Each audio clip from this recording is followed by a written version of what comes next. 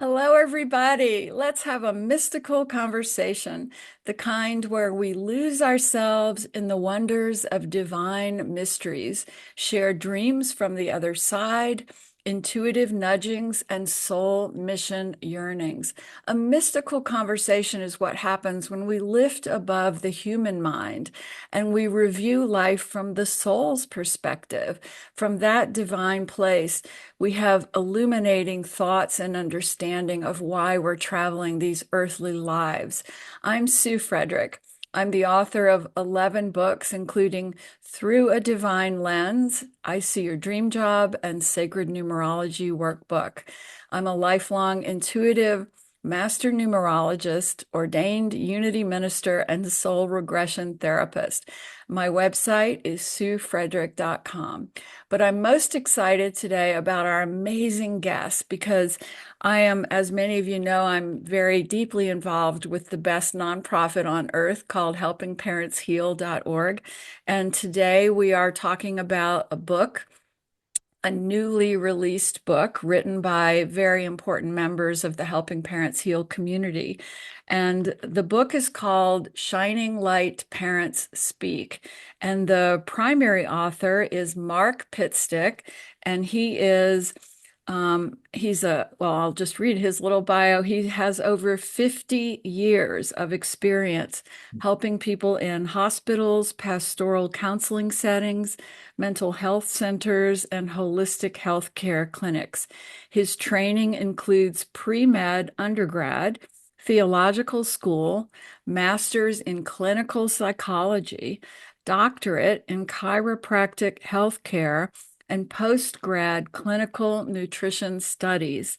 Dr. Pitstick has written 8 books to help people deeply know and show that their time on earth is a totally safe, meaningful, and magnificent adventure amidst eternity. Mark produced the Soul Proof documentary film with interviews of people who've had near-death experiences, afterlife contacts, and other spiritual encounters. But the very exciting thing too, Mark, that we're all fascinated by is that you direct the Soul Phone Foundation, a nonprofit organization that teaches the collective evidence for life after death and supports post-material communication technology at the University of Arizona. However, we also have the amazing Nancy Hayna with us, and I'm going to read her bio. She is a visual artist, an American author, and recently retired from a career in pediatric occupational therapy. She is a mother to 4 children. 2 of her sons passed in separate incidents at age 26. Nancy has published 2 books in their memory, In Search of an Alternate Ending in 2019. Beautiful book, by the way, Nancy. And her memoir, Rainbow Hair, in 2023. Nancy is a caring listener for Helping Parents Heal and enjoys spending time near Lake Michigan with her family and cats. Anybody who loves cats is my best friend. So, Mark and Nancy, I'm so happy to have you here. This book I have been just enthralled with. For the reader, it's called Shining Light Parents Speak. And what we mean when we say shining parents are parents who've had a child cross over whose child lives in spirit now. So I want to make sure you understand that term, that this book is about interviewing parents who have lost children. So, Mark, why don't you tell us a little bit about just first personally how you became this expert in the afterlife? I know you have all the degrees in the world, but what brought your soul to do this work? Well, thank you, Sue, and thank you for your show. Am quite certain that this is my soul's mission to do what I am doing. It wasn't as clear when I was young, what I was heading toward, but now it makes a lot of sense in retrospect. So, uh, when I was 6 years old, my parents were showing me a beautiful sunset, and I told them it reminded me of God.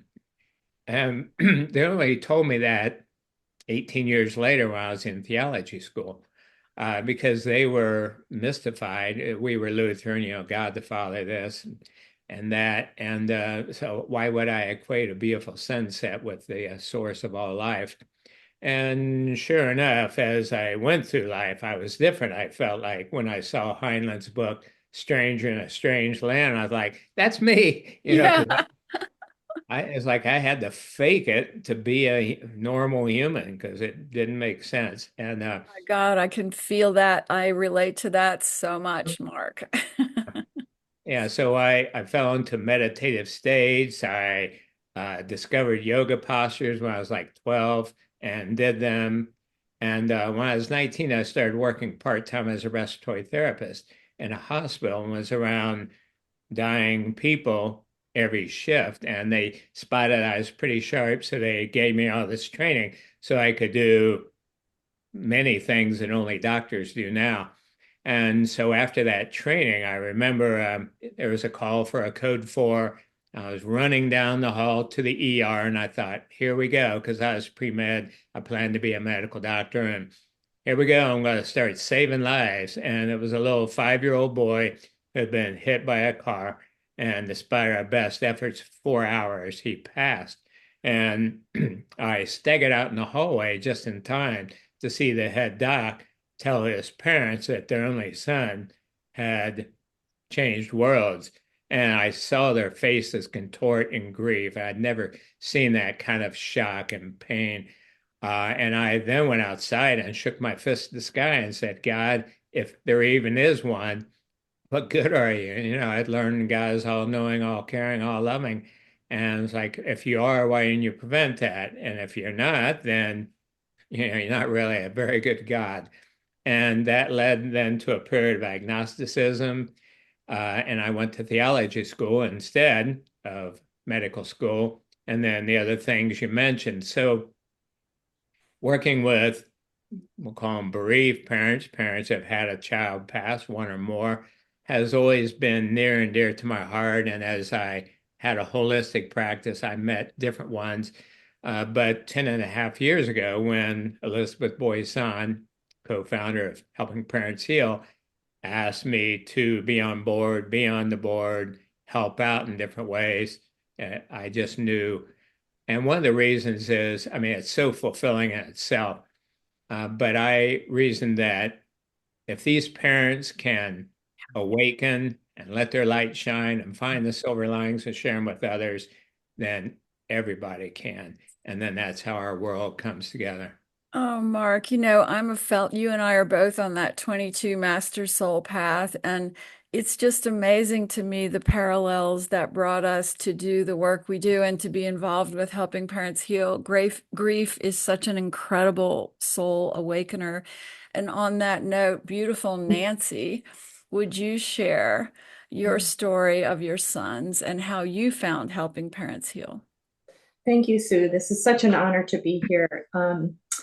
In 2016, my oldest son, Will, after about a 10-year struggle with addiction and mental health issues, passed from an accidental overdose.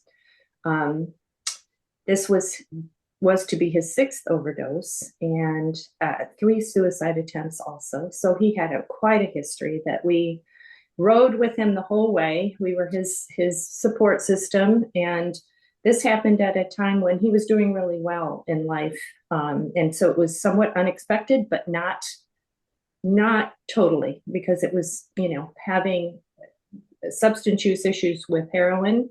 And, for that length of time, that was something that was, even if he were here today, it would still be a potential. So we were very tired when he passed.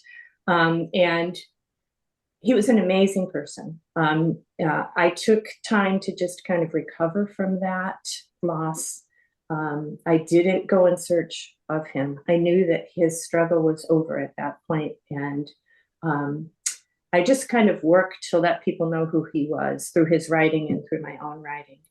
And then 2 years later, I have 4 children. So my 2 older daughters and then my 2 sons. My youngest son, Joey, 2 years later, passed in a head-on car collision on the way to his sister's wedding.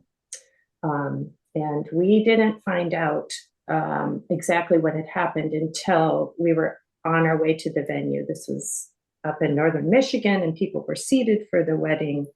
Um, and we had to make the very quick decision to let the ceremony go as planned and then just see what happened with that day. And it turned into this incredible experience, a wake for my son, and experiencing the joy of this union, holding both of those things. We began to get signs from Joey immediately that day, and this was a very different experience, obviously, and one where I felt immediately that Joey's energy could not possibly be gone, that he was just too full. He was too full of life. That life could not be gone. Set us on the journey. Had no idea what mediumship was, thought it was a bunch of hooey. 3 months later, had the reading that changed our lives.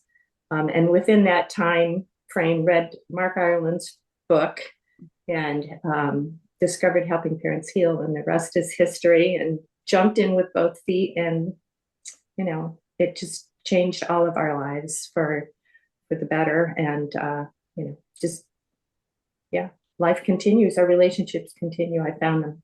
So. Well, Nancy, we applaud you as being the perfect example of a shining light parent who understands that our life continues beyond the physical world and who has found a way to help others. And that's the important thing for both of you.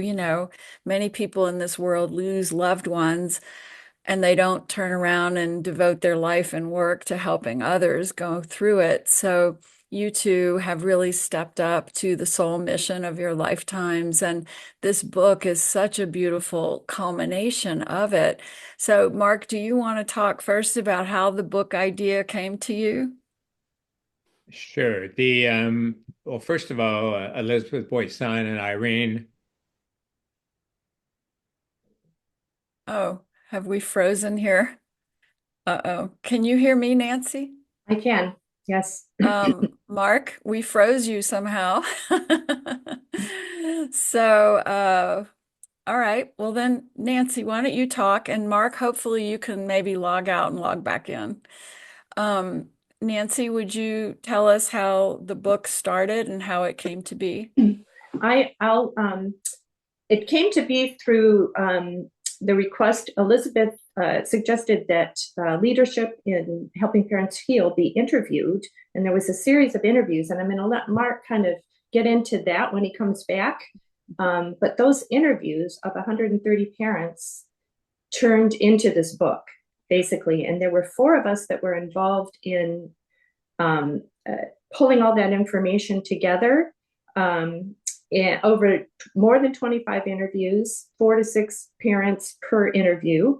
And it involved transcribing, first of all, and then it involved pulling out that information into chapters based on the 6 questions that Mark asked. And then kind of writing introductions to those. And this took 6 months to get through all of the interviews and kind of pull all that information together, and then another 3 months to actually write the first draft. And the interesting thing is the 4 of us, Dolores Cruz, Allison, myself, and Anne-Marie Taplin, were all in 4 different time zones, 2 different continents. We did all of this virtually. And so we would communicate through WhatsApp.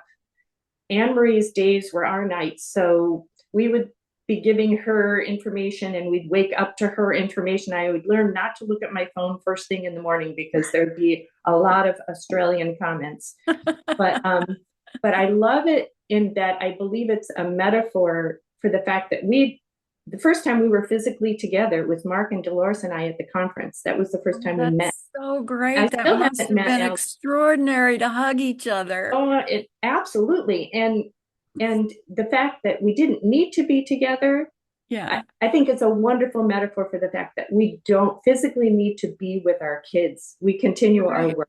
And that even though we're not physically together. the time and space continuum is happening all at once. So you got the book written without having to live in the limited time linear world. Absolutely. I think Mark is back with us, right, Mark? Can you hear me?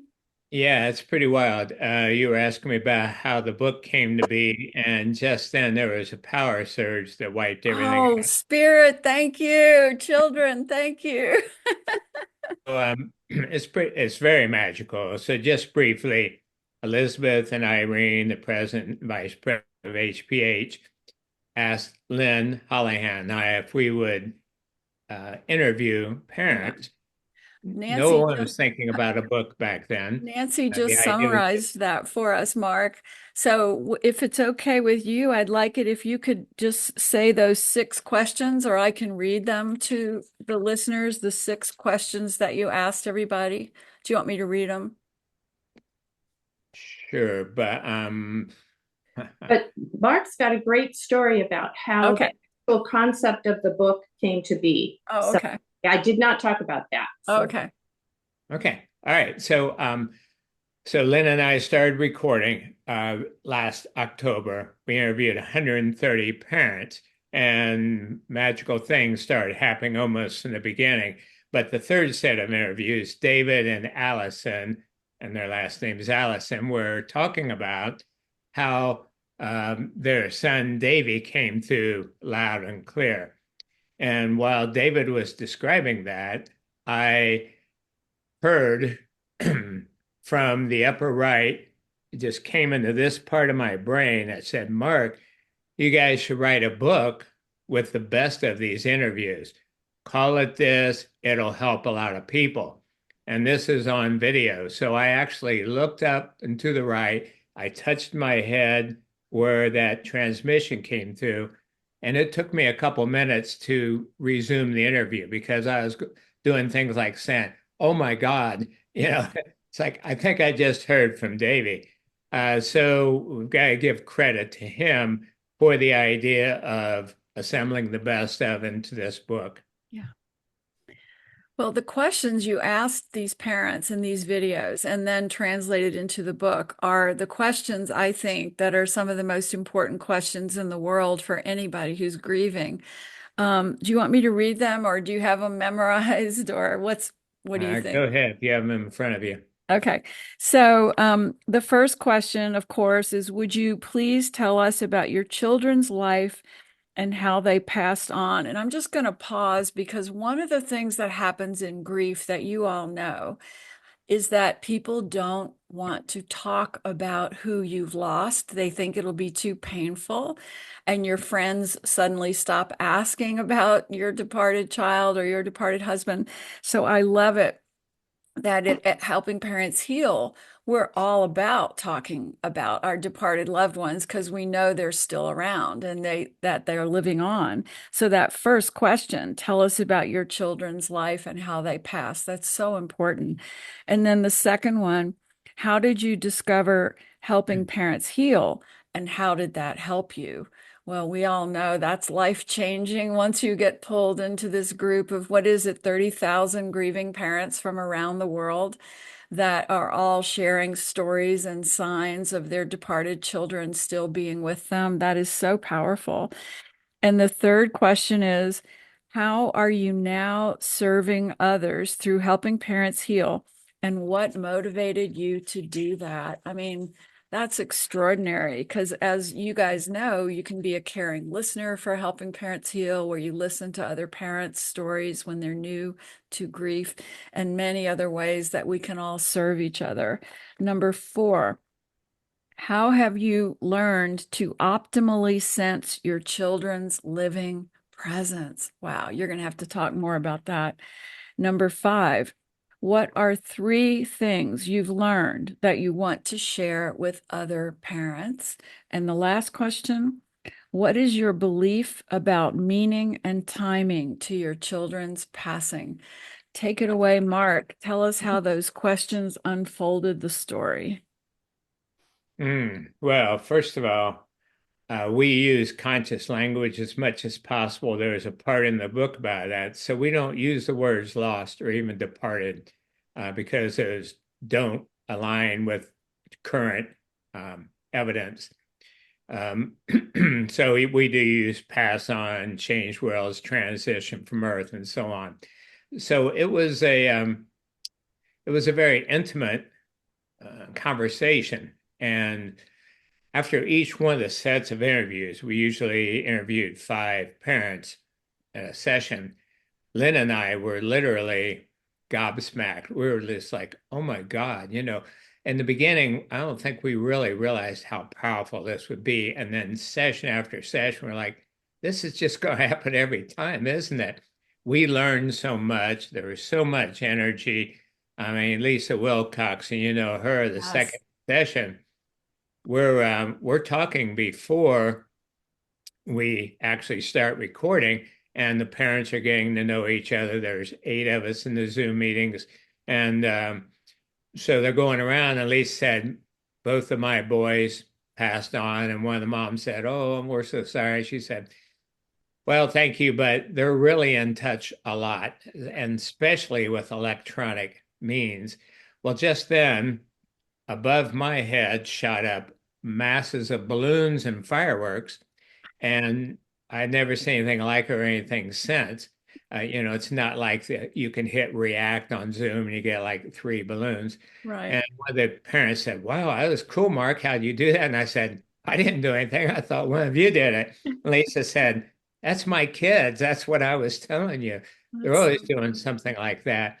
So that was the energy of the group. That was the magic. And Nancy, would you like to share? It was, how did you learn about helping parents heal? That's important. But um, how did they feel called to serve? How they get into that? Because you certainly have been a great one to do that. Yeah, those were I kind of compiled the first 3 questions. So it was my honor really to compile the question, tell us about your child and your child's passing, and capture the details of those kids that really didn't fit anywhere else in the book. And it was an incredibly emotional experience to do that too, over the period of months that we worked on the book. Then how did you find Helping Parents Heal, and what motivated you? So over and over and over again, it was very clear that their kids led them to Helping Parents Heal in all kinds of ways, all kinds of ways. And Suzanne Giesman may be the top of the list. And they were all convoluted ways that she. Well, why don't you share Yeah. one of those? Yeah.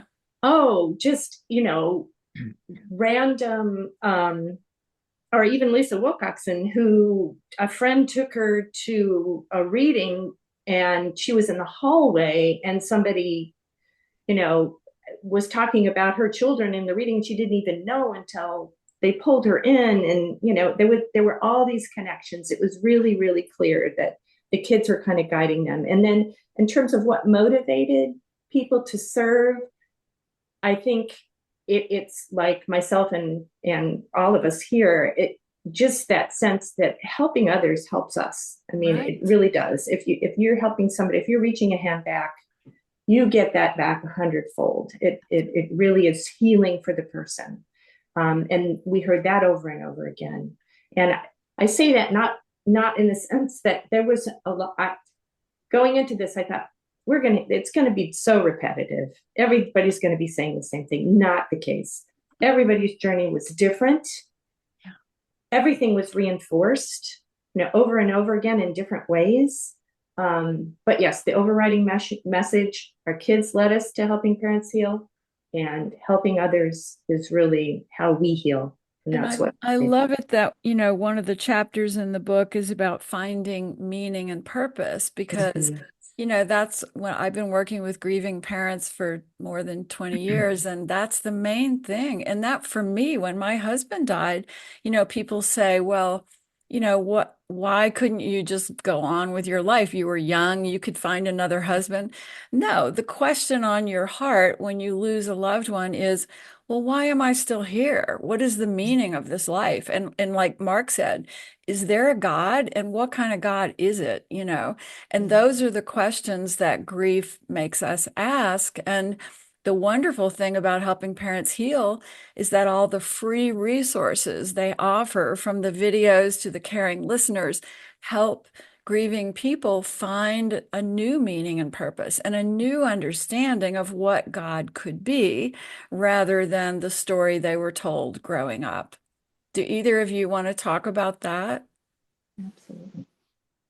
Mark, you're the theology graduate student. You should talk about it. And I was listening to you so much, my mind was drifting ahead a bit. So what's the specific question there? So your question when you were young and your training was, if there's a God, how could this have happened? How could this young boy have died? And that's what all grieving people ask, if there's a God, how can my loved one have suffered and died?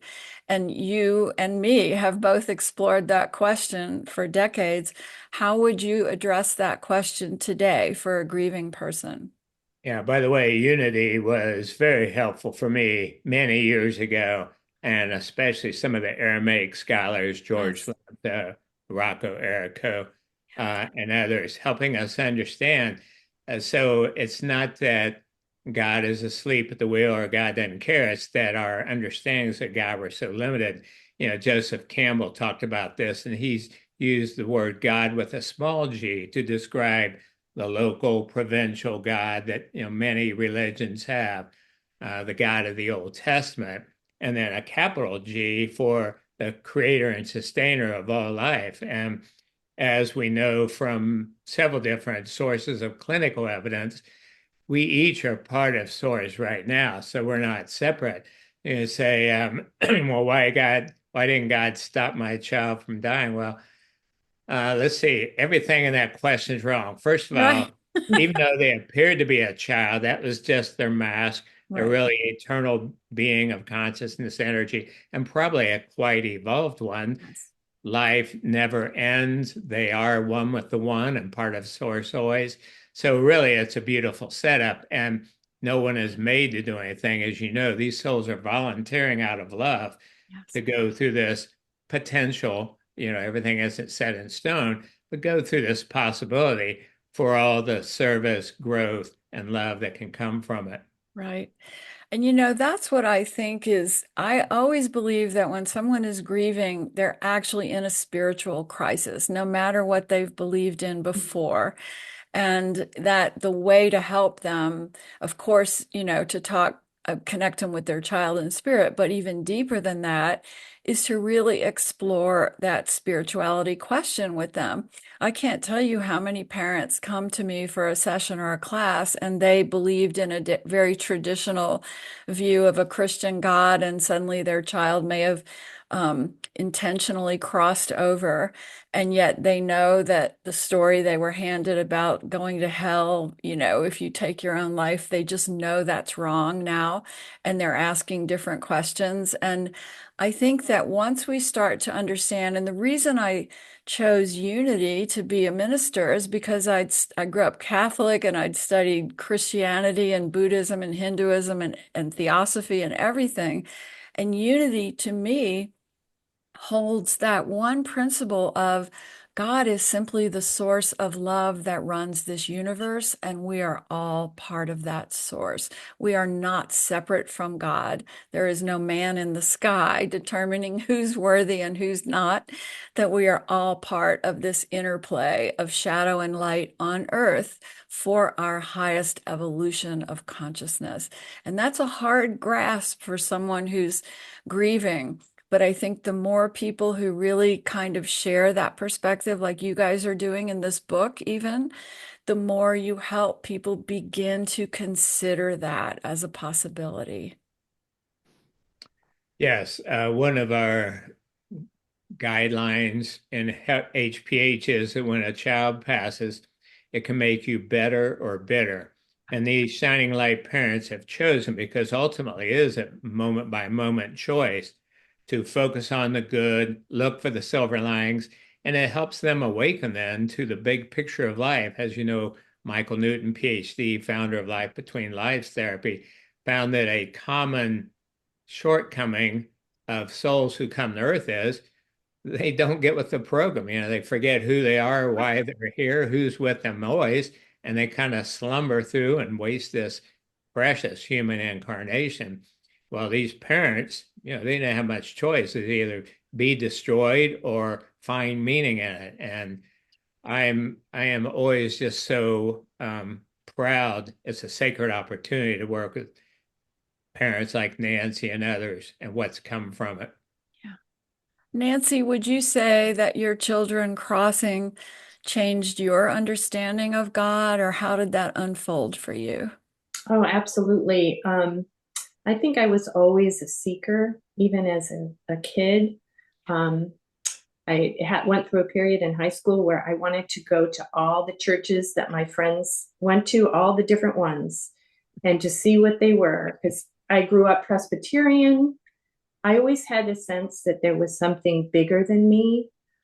I think the most transcendent experience when I was younger was at YMCA camp on the side of a hill, listening to the wind. And the philosophy of that organization is very open. And it's just, you decide what you need to do with this and feel it. That made sense to me. All these other faiths didn't make sense. There were little pieces. So I had that as my background. And then I think when I found my boys again, when I knew that they were still with me, that there was something so much bigger than what I realized, that it shifted all of it. I mean, if that's true, right, then, I had to realign everything. And so I'm part of this too. And we go on. And my relationship with my boys now, I mean, we're doing work together. That's how I look at it. Yes. And would I want them here physically? Oh my gosh. And, yes, but that can't be. And so I have to go with what I have. And it's an incredible gift to know that our work continues together, and it will, and we'll always be connected. So yeah, absolutely.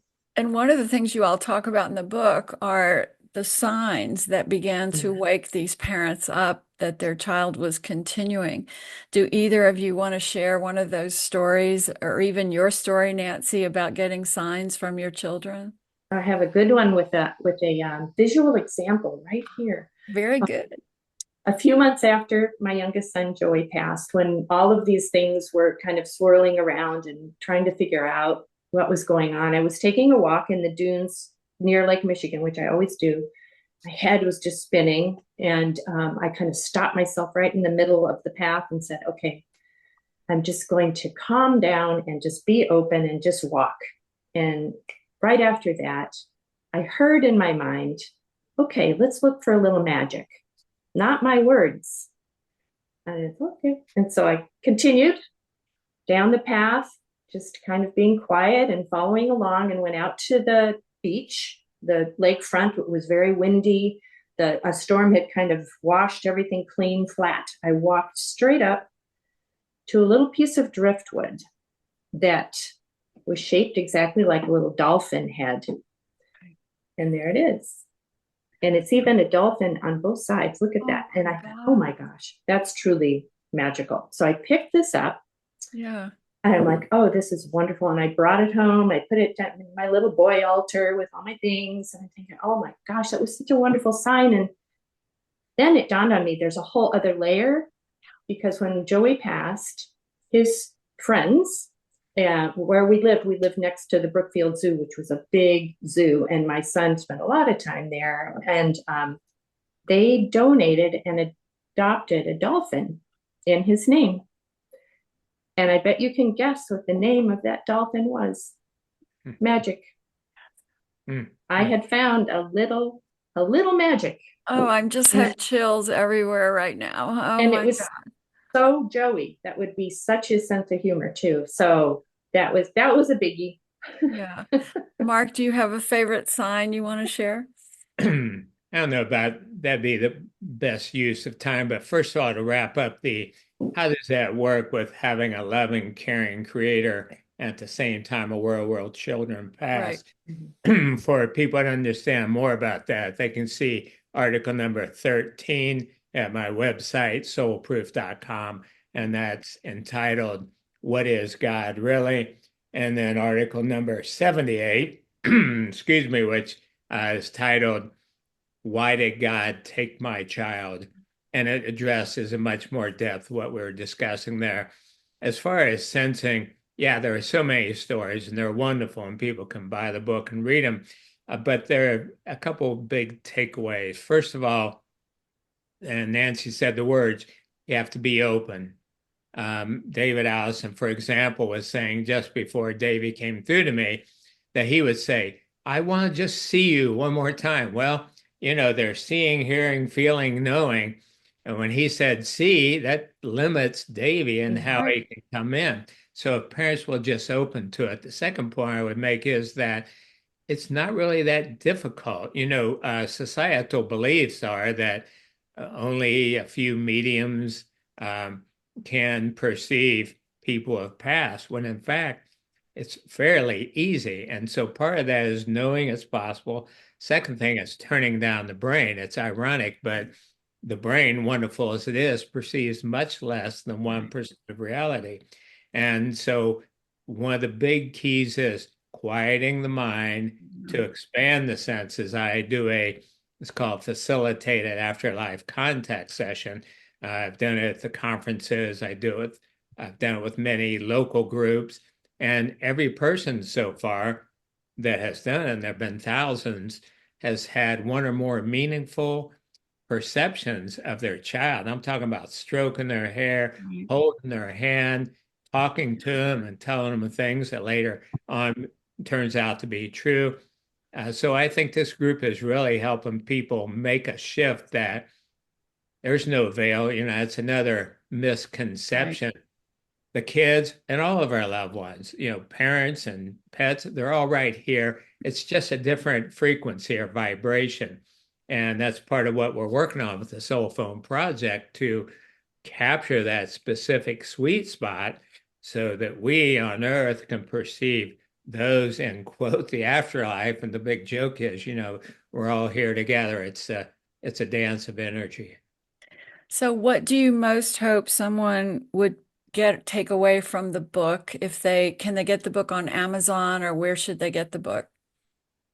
Yeah, Amazon.com. What would you wish for that takeaway, Nancy? I just think that there's so many things. It's a hopeful book. It's really I've called it a handbook for healing, and that it can really take you from that point of despair to the potential for joy, and the stories over and over again reinforce that. And healing in the sense that you're never going to be the same person again after this kind of episode, but you'll be able to find yourself changed, but possibly better. You're not Right. bitter, but better. And that you're not alone. It's a way to find community also. It's yeah, I think it's a lived experience of 130 people with all of their incredible wisdom that you can take in little bits. Also, it's easy to digest. And I think that idea of community is so important, and that's what Helping Parents Heal helps with so much. And all the listeners, just to remind you, the book is called Shining Light Parents Speak by Mark Pitstick, but it has 130 parents interviewed and their stories and their awakenings and their signs. And no matter when or how you lost a loved one, or especially a child, they are with you, making you laugh, and they're handing you that book. So make them happy and go to Amazon and get that book today. And it'll change your grief and bring it more into the light. Any final words, Mark? Yeah, I'd like to share some takeaways. It became clear. I mean, I pretty much knew this before, but it became much more crystal clear as a result of these interviews that these are evolved kids, one after another. The parents described their children so similarly and felt that they were an old soul. The child would have this look through them. They were uncommonly kind to everyone, love pets and nature, and just saw that, gosh, is this child really going to live a full life? Do they even need to live 90 years? And so they had a fear of that. Others just had a knowing. They would hear a whisper. They'd be holding the baby and they'd hear a whisper like, enjoy it because this little one doesn't need to be here long. Yeah. The other thing is so many stories that showed timing involved. Just Right. one quickly. And this was a little girl who, around age 5, she had a group of angels. She had names for all of them. She talked to her mom about them. It was a big part of her life. Well, as she got older, as is commonly the case, they get inducted into the good earthling school and kind of forgot about them. Well, 30 years later, this young lady now is visiting her mom, and she said, Mom, no, I'm gonna get choked up. Mom, you remember when I was a kid and I had all those angels that were with me so much? Mom said, yeah. And she said, they've been back lately. And that night, this young lady passed in her sleep from an undiagnosed medical condition. And, when you hear one, you're like, coincidence. But when you hear hundreds, you're like, okay, there is a timing, there is a meaning, there is a love, there is fairness, even among something that seems to a limited earthly perspective to be so tragic and horrible. And I would validate in all my thousands of clients I've worked with, and I bring numerology to it, that so many of these departed children are master souls. Angelic souls, 33 path, Christ consciousness beings who never intended or even were able to live in this earthly dense realm. This is the school down here. This is not the good place. That's what we get confused about when we're down here. We think this is the fun part and death is terrible. It's the opposite. This is the school of hard knocks, we could even call it sometimes. And yet, when we cross, we're back in the divine realms. And I also urge grieving clients to get a soul regression session. I do them, Dr. Linda Bachman does them, maybe you do them, Mark, many people do them. And once you've had that experience of going into a higher realm and they're seeing and feeling and embracing not only your departeds in a very visceral way, but also your guides and perhaps your council of elders, it brings the conversation to a whole different level. So thank you so much for this book. Thank you so much, both of you, for the work you're doing. Thank you for helping parents heal, for always shifting us into a higher awareness. And it's been a blessing. Don't forget, everybody, it's Shining Light Parents Speak. And Mark, what is your website? Soulproof.com for my books, 121 free articles, 25 free radio shows, Wayne Dyer, Michael Newton, and people like that. And then the products, 8 books, 10 audio programs. By the way, our policy is that if anyone needs but can't afford, all my products are so cheap, like $15 for a pre-birth planning session. But if someone can't afford that, we give it to them free. So it's there available for everyone. And for those who want to learn more about the Soul Phone Project, so exciting, so much hope from this, visit soulphone.org. And Nancy, do you have a website you want people to go to? Just my name, nancyhana.com. And I also wanted to mention that the book, all the proceeds go to helping parents heal. And that very generously donated by Mark. Beautiful. Thank you all so much. Many, many blessings.